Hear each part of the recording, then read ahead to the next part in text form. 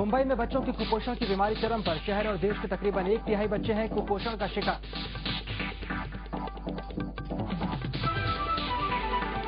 नवी मुंबई में पकड़ी गई हत्यारिन मां, 4 साल के बेटे को मारकर खुदकुशी करने की कोशिश की।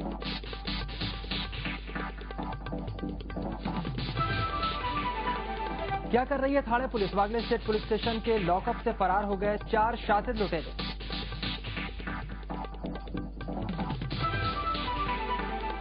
नासिक में पकड़ा गया हजारों किलो विस्फोटक, 3 गाड़ियों में रखा था तबाही का सामान, 2 आरोपी गिरफ्तार।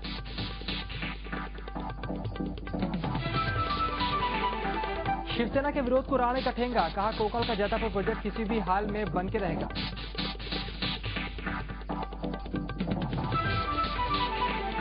गोवंडी के मारथोमा स्कूल प्रशासन का 450 रुपए से 700 रुपए फीस करने का फैसला, अभिभावक जमकर कर रहे हैं विरोध।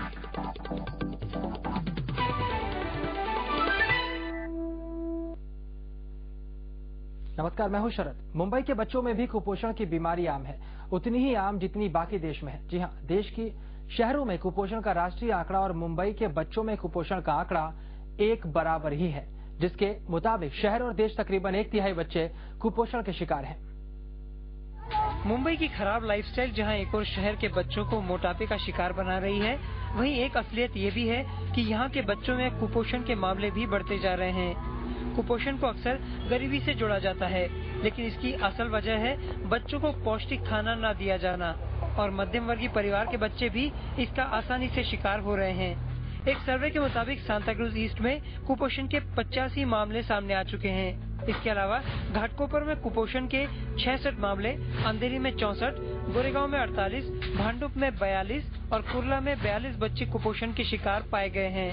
एक अनुमान के मुताबिक मुंबई में 32.7% बच्चे कुपोषण के शिकार हैं। शहरों में कुपोषण का राष्ट्रीय आंकड़ा भी 32.7% ही है, जबकि देश के गांव में 45.6% बच्चे कुपोषण से पीड़ित हैं। आंकड़े तो यही कहते हैं कि सरकार और स्वास्थ्य विभाग को कुपोषण खत्म करने के लिए कुछ ठोस कदमों की जरूरत है, लेकिन सरकार की मिड डे मील और आंगनवाड़ी फूड प्लान जैसी योजनाओं के चलते कुपोषण और भी ज्यादा बढ़ रहा है। इसलिए लगता नहीं कि सरकार कुपोषण को लेकर गंभीर है। स्वप्ना मेहंदले के साथ न्यूज डेस्क, TV9। सुनकर अजीब लगता है, लेकिन शहरों में 1/3 बच्चे कुपोषण के शिकार हैं। और सबसे अजीब बात, देश की आर्थिक राजधानी मुंबई की बात की जाए तो मुंबई में भी यही आलम है। यहाँ पर अलग अलग इलाकों में कुपोषण के शिकार बच्चों का आंकड़ा लगातार बढ़ता जा रहा है। आखिरकार सरकार क्या कर रही है? चर्चा के लिए हमारे साथ इस वक्त जुड़ रहे हैं स्टूडियो से डॉक्टर दीपक सामान, शिवसेना के विधायक है, डॉक्टर भी हैं। डॉक्टर साहब, आपका बहुत बहुत स्वागत TV9 में। सरकार आखिरकार कर क्या रही है? सवाल सबसे बड़ा ये उठता है कि मुंबई देश की आर्थिक राजधानी है, विकसित शहर है, माना जाता है इसे, लेकिन इसके बावजूद इस शहर के अंदर कुपोषण से शिकार बच्चों की तादाद बढ़ती जा रही है। सरकार का स्वास्थ्य विभाग आखिरकार कर क्या रहा है? नहीं, पहले तो हमें ग्रामीण विभागों में ये कुपोषण देखा जाता है। बीच में भांडुप में मिला था, आर्य कॉलोनी में मिला था, लेकिन आज अभी शिवड़ी में भी मिला है और कई जगह, जैसे आपने आंकड़े बताए, कई जगह ये मिल रहा है। इसके लिए एक तो आज का जो सिस्टम है वो जिम्मेदार है, जो कि अनेक योजनाएं आती है सरकार के द्वारा, लेकिन ये योजनाएं बच्चों तक पहुंचती नहीं है। उनको जो पोषण आहार दिया जाता है उसमें बहुत बड़ा गफला होता है, और इसके लिए ब्यूरोक्रेट जो है, नौकरशाह जो है, इसके लिए ज्यादा जिम्मेदार है, क्योंकि जब भी ये टेंडर पास किया जाता है तभी उनको लेन देन होती है, और ये टेंडर में ही गफला होता है और बच्चों तक ये चीज पहुंचती नहीं है। बच्चों तक पौष्टिक आहार नहीं पहुंच पा रहा। सरकार अगर योजनाएं बना भी रही है तो उसको कार्यान्वित करने की जिम्मेदारी भी तो डॉक्टर साहब कहीं ना कहीं सरकार की होती है। सरकार आखिरकार इन अधिकारियों पर निगाह क्यों नहीं रखती? अगर निगाह रखी तो शायद बच्चों तक जो योजनाएं बनती है वो पहुंच भी जाए। नहीं, अधिकारियों को मैं क्यों जिम्मेदार, क्योंकि इसमें क्या आहार देना चाहिए, इसमें कौन से विटामिन देने चाहिए, कौन से मिनरल्स देने चाहिए, इसमें ट्राइग्लिसराइड कितना होना चाहिए कुपोषण बचाने के लिए, इसकी तो आंकड़ेवारी तो ब्यूरोक्रेट से वही तैयार करते हैं, उनके जो आरोग्य विभाग के अधिकारी है वही तैयार करते हैं। और लेकिन किसी कंपनी के लिए बढ़ावा देने के लिए अगर आप उनका जो फॉर्मूला जो बाद हो गया है, ऐसा फॉर्मूला के जो मेडिसिन है या अपने जो देने की जो चीज है वो अगर देंगे तो कैसा हो जाएगा? उनका स्पेसिफिकेशन ऐड करके वो दवा, टॉनिक्स या वो स्प्रिंकलिंग पाउडर जिसको बोलते हैं, जो इसके ऊपर डाला जाता है, बच्चे लोग को दिया जाता है, वो दिया जाता है। तो इसके लिए जिम्मेदार कौन है? जी, यहाँ पर सही बात है कि यहाँ पर अधिकारी अपना काम ठीक ढंग से नहीं करे। इस वक्त हमारे साथ नागपुर से जुड़ रही है नीलम गोहरे जी, शिवसेना की नेता है। आपका बहुत बहुत स्वागत नीलम जी। सबसे बड़ा सवाल यहाँ पर यह उठता है कि आखिरकार महाराष्ट्र को हम नंबर 1 राज्य बनाना चाहते हैं। राज्य सरकार दावा करती है, बड़े बड़े दावे करती है कि यहाँ पर शिक्षा मिलेगी, स्वास्थ्य की सभी सुविधाएं मिलेगी, लेकिन कुपोषण से शिकार बच्चों की बात करें तो महाराष्ट्र का आंकड़ा सीधे नंबर 1 बनने की कगार पर है। नागपुर की बात करें, शायद दूसरे महाराष्ट्र के जिलों की बात करें, अब यहाँ तक तो मुंबई की बात कर लें तो मुंबई में भी लगातार ये आंकड़ा बढ़ता जा रहा है। आखिरकार इसके लिए जिम्मेदारी कौन लेगा और आखिरकार ऐसा क्यों हो रहा है नीलम जी?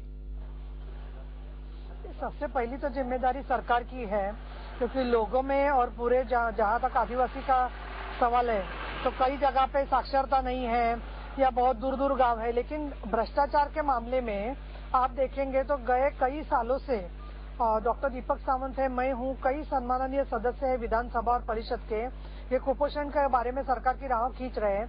इसके बारे में डॉक्टर अभय बंग जी की कमेटी भी बनानी गई थी, लेकिन उसके बावजूद भी जी नीलम जी आपको सुन रहे हैं, हम बताइए। जी नीलम जी आप तक जी बताइए। जो बच्चों के लिए इंतजाम होता है वो हर जगह पे गवर्नमेंट के, जो हम हमेशा कहते हैं कि एक कोई कीड़े मकोड़े खा जाते हैं कई बार खेती को, उसी तरीके से लोगों के लिए जो निधि आता है उसमें बहुत बड़ा भ्रष्टाचार होता है। और शायद गवर्नमेंट की पॉलिटिकल विल नहीं है, राजनीतिक इच्छा शक्ति नहीं है, जिसके कारण इसका मॉनिटरिंग हो। मैं यह ध्यान खींचना चाहूंगी, इसके पहले जो मिस्टर गावित थे आदिवासी कल्याण मंत्री, उनके ऊपर ही 20 करोड़ के प्रोटीन के सीरम के लिए हम लोगों ने आवाज उठाया तो ये दिखाई दिया कि वो कहाँ गया, बच्चों को प्रोटीन सीरम पता ही नहीं है। दूसरा जो सवाल है कि जो स्वास्थ्य में काम करने वाली बहनें हैं उनको इतना कम मानधन दिया जाता है कि शायद वो बॉन्डेड लेबर से भी कम है, तो फिर भी वो अपने इंस्पिरेशन लेके, प्रेरणा लेके काम करती है। लेकिन ये बहुत जरूरी है कि लोगों को विश्वास में लेते हुए और सभी राज्य के, और जो अभी तक इन्वर्टर दिए, जो भी इंतजाम किया शिवसेना ने, उसका भी इस्तेमाल किया नहीं जाता है। हालांकि ये भी डॉक्टर सावंत ने बताया था हमें विधान परिषद में कि कई जगह पे डॉक्टर को भी उन्होंने शराब पीते हुए वो कुर्सी पे बैठे हुए देखा है। तो ऐसी अगर स्थिति है तो एक तो डॉक्टर जाने को तैयार नहीं है और जो जाते हैं उनको सुविधा नहीं मिलती। और तीसरी बात है, मॉनिटरिंग मंत्रालय से जो होना चाहिए वो बिल्कुल नहीं होता है। कई बार हमने आदिवासी विकास सचिव को पूछा है, अभी कोबरागड़े जी है उसमें सचिव, उन लोगों ने क्या मॉनिटरिंग किया है वो बात भी जनता के सामने नहीं आती है। बहुत रूटीन उत्तर हमेशा दिए जाते हैं, ये बहुत बड़ी समस्या है। और आदिवासी कल्याण, स्वास्थ्य और महिला बाल विकास, इनका बिल्कुल समन्वय नहीं है।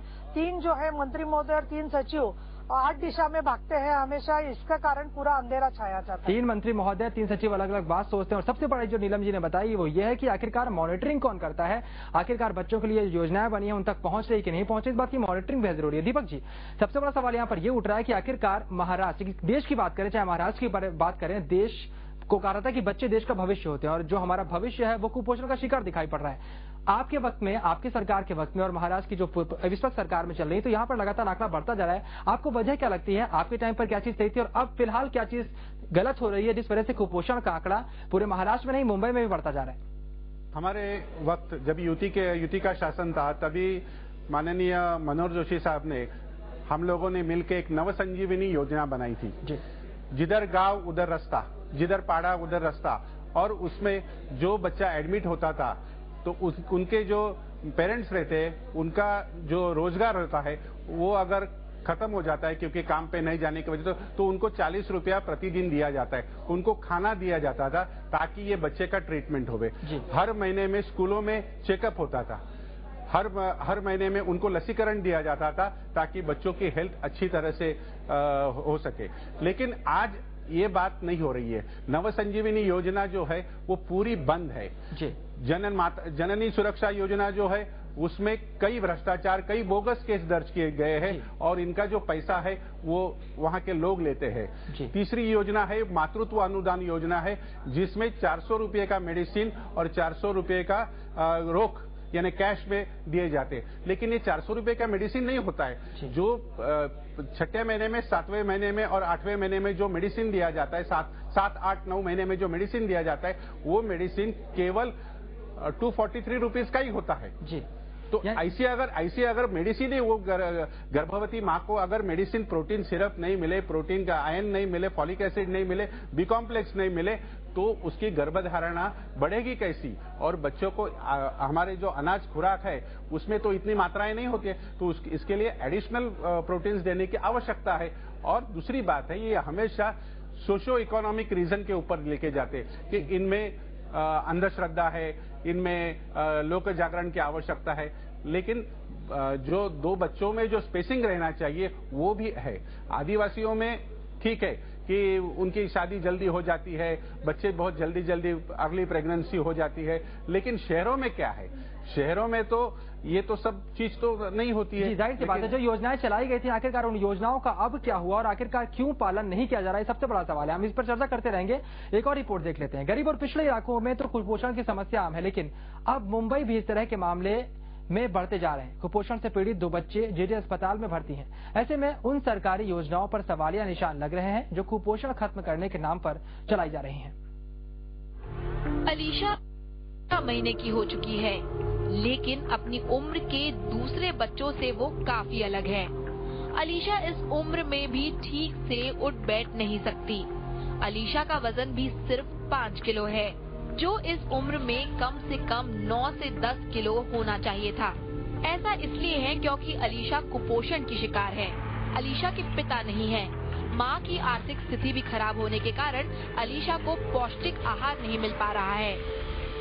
10 किलो 9 किलो होना चाहिए, तो अभी 5 किलो तक आया है। 13 महीने की है।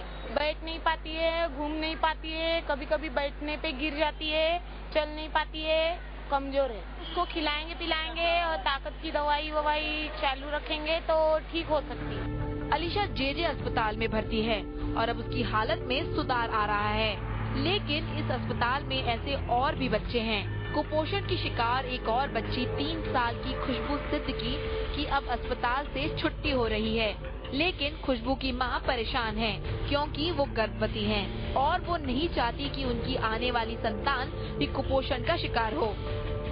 3 साल की है, 12 किलो की है। दवाई चालू है मगर ठीक है, चलती है, खाना खाती है। सुनकर अजीब लगता है, लेकिन मुंबई जैसे शहर में भी बच्चों में कुपोषण यानी मैल न्यूट्रिशन की शिकायत आम है। आर्थिक रूप से पिछड़े तबकों के बच्चे इसके सबसे ज्यादा शिकार होते हैं। सरकार भी अपनी योजनाओं में कुपोषण को जड़ से खत्म करने की बात कहती है, लेकिन ऐसा होता नहीं है। जेजे अस्पताल में मैल न्यूट्रिशन के 2 केसेस सामने आए हैं। 2 बच्चियां मैल न्यूट्रिशन के चलते जेजे अस्पताल में भर्ती की गई हैं। हेल्थ डिपार्टमेंट के सामने सबसे बड़ी चुनौती ये है, जहां मैल न्यूट्रिशन से लड़ने के लिए सरकार ने ढेर सारी सुविधाएं बनाई, लेकिन तब भी मैल न्यूट्रिशन के ऐसे केसेस आते रहते हैं। कैमरा पर्सन दिनेश माहेकर के साथ स्वप्ना महेंद्र, TV9। तो सरकार और उसके मंत्री इस बात का दावा करते हैं कि कुपोषण को जड़ से खत्म कर दिया गया है, लेकिन उन मंत्रियों से हम आग्रह करते हैं कि वो जाएं जेरे अस्पताल में और इन 2 बच्चों को देखें और उनसे पूछें आखिरकार कुपोषण के शिकार कैसे हुए। चर्चा के लिए इस वक्त हमारे साथ जुड़ी हुई हैं नागपुर से नीलम गोहरे जी। नीलम जी, आपने पूरी रिपोर्ट देखी होगी, बड़े बड़े दावे यहाँ पर किए जा रहे हैं सरकारी योजनाओं को कि सरकारी योजनाएं बनाई जाती हैं, यहाँ पर बच्चों को कुपोषण नहीं होने दिया जाएगा, लेकिन जेजे अस्पताल, बड़ा अस्पताल, वो भी मुंबई में, यहाँ पर 2 बच्चे भर्ती हैं। आखिरकार क्या आपको लगता है कि सरकारी योजनाएं जिस ढंग से बनती हैं उन्हें जमीनी स्तर पर उस तरह लागू किया जा रहा है? अगर लागू नहीं किया जा रहा तो आखिरकार सरकार कहां पर कमी कर रही है और कैसे इस कमी को दूर किया जाए? जी, एक अच्छा आपने हमारा ध्यान खींचा है इसके बारे में। मैं आपको एक बात स्पष्ट करना चाहूंगी कि कई जगह पे ये जो अन्न धान्य पुरवठा विभाग है, जो रेशन की दुकानें हैं अलग अलग जगह की, वो रेशन की दुकानों में हम देख रहे हैं कि कई जगह पे दुकान जो है वो बंद है, और वो बंद होने के कारण जो गरीब लोग शहरों में आते हैं उनको वो दुकानें मिलती ही नहीं है या बंद रहती है। और जब मुंबई में भी कुर्ला और कई जगह पे हमने देखा कुपोषण का, तो उस एरिया की राशन की दुकानें पूरी बंद थी। फिर इन दुकानों का अनाज कहाँ जाता है? ये जो गरीब लोग हैं उनको अनाज ही नहीं मिलता है, नंबर 1। नंबर 2 जो है, देहातों में जो लोगों को रोजगार नहीं मिलता है।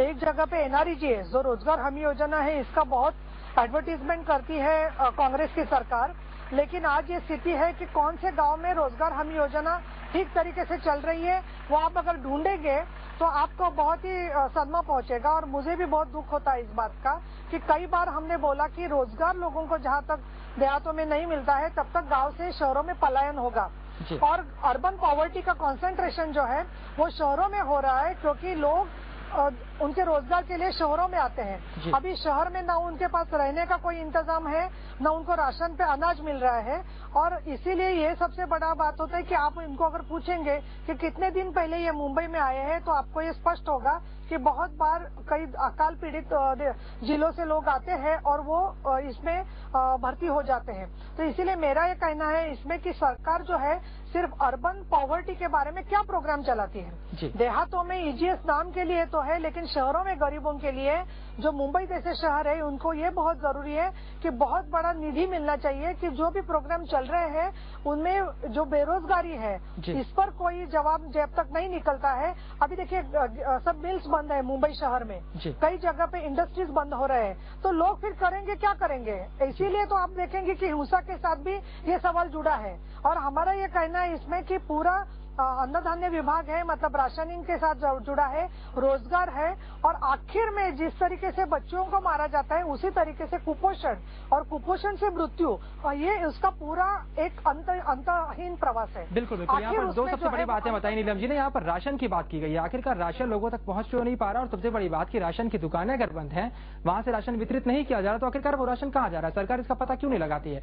दूसरी सबसे बड़ी बात की जो गरीब इलाकों के लोग उन्हें रोजगार नहीं मिलता, अगर रोजगार नहीं मिलेगा तो आखिरकार वो किस तरह से अपने बच्चों को खिलाएंगे। दीपक जी, आपको क्या लगता है कि रोजगार देने की बात की गई, राशन बांटने की बात की गई, क्या सरकार के पास ऐसी कोई योजना है कि जिनके पास अपने बच्चों को खिलाने के लिए पैसे नहीं है, खिलाने के लिए अगर अन्न नहीं है, तो उनके लिए क्या सरकार के पास कोई योजना है बच्चे कुपोषण का शिकार ना? नहीं, सरकार के पास तो रोजगार के लिए तो कोई योजनाएं नहीं है। सरकार अभी जो एम्प्लॉयमेंट एक्सचेंज है वो भी बंद कर रही है, जिसके ऊपर जो बेरोजगार है उनको बहुत बड़ा भरोसा था, वो भी आज बंद हो रहा है। दूसरी जो रेशन की दुकान है, वो रेशन में सब ब्लैक मार्केटिंग चल रहा है। रेशन का जो कोटा है, अगर देखेंगे तो आपके नाम पे भी केरोसिन है, आपके राशन कार्ड से भी आपको केरोसिन मिलना चाहिए, लेकिन वो केरोसिन कहाँ जाता है, वो गेहूं कहाँ जाता है, वो चावल कहाँ जाते हैं, वो शक्कर कहाँ जाती है। 35 किलो अनाज हमको देना है लोगों को, लेकिन क्या 35 किलो अनाज मिलता है गरीबों को? नहीं मिलता है। दूसरी बिलो पॉवर्टी लाइन की जो गणना है, वो भी गणना आज सही ढंग से नहीं हो रही है। जाहिर सी बात है, तमाम सरकार को जो काम करने चाहिए वो सरकार ठीक ढंग से काम नहीं कर रही है, और आखिरकार सरकार ये कब सोचेगी। हम सिर्फ यही अपील करते हैं यहाँ पर कि कहीं ना कहीं महाराष्ट्र की सरकार को समझना चाहिए कि मुंबई की पहचान अब किसी कुपोषित बच्चे से ना हो। डॉक्टर दीपक सावंत और नीलम जी, आपका बहुत बहुत शुक्रिया हमसे बातचीत करने के लिए। मेरे साथ इस फिलहाल वक्त छोटे से ब्रेक के बाद भी खबरों का सफर जारी रहेगा।